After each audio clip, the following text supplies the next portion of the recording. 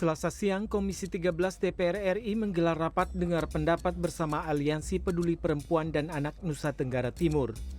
Aliansi tersebut meminta dukungan DPR karena Polri dinilai lambat dalam penetapan PDO1 atas kasus kejahatan seksual oleh ex-Kapolres Ngada, Fajar Widyadharma Lukman Sukma Atmaja.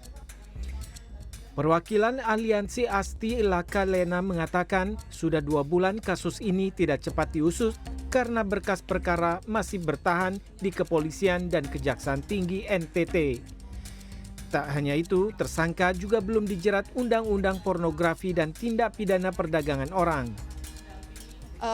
Kalau dari sisi hukum kan kalau 120 hari ya Pak ya, lebih dari itu akan bebas demi hukum. Kami harap jangan sampai di situ. Sebelum itu sudah selesai. Dan kemudian juga dengan pasal-pasal yang kita harapkan untuk diterapkan itu semua diterapkan karena saat ini ada 2 pasal yang masih belum diterapkan di kejaksaan ya untuk pornografi dan TPPO. Itu belum masuk. Jadi kami harapkan semua pasal-pasal yang kami usulkan untuk dimasukkan ke dakwaan itu.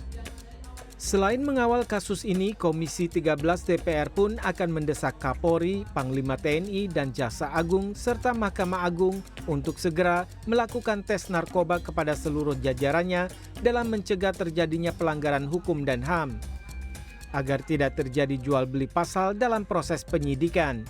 Dan juga kemudian kita minta supaya kasus ini dipercepat prosesnya dan diadili di Kupang. Jadi kita juga ikut menjadi tim pengawal dari proses perlindungan terhadap perempuan dan anak, terutama dalam kasus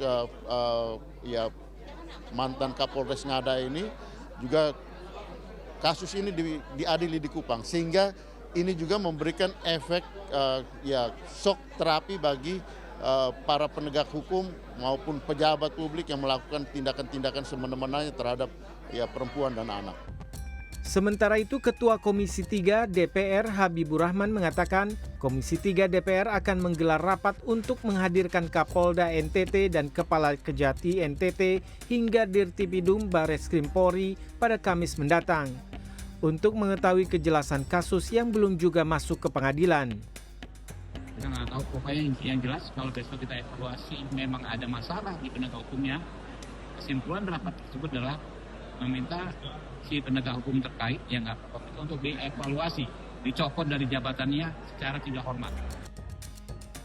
Aliansi Perlindungan Perempuan dan Anak NTT berharap tersangka ex-Kapolres Ngada mendapatkan hukuman seberat-beratnya. Tim Liputan CNN Indonesia.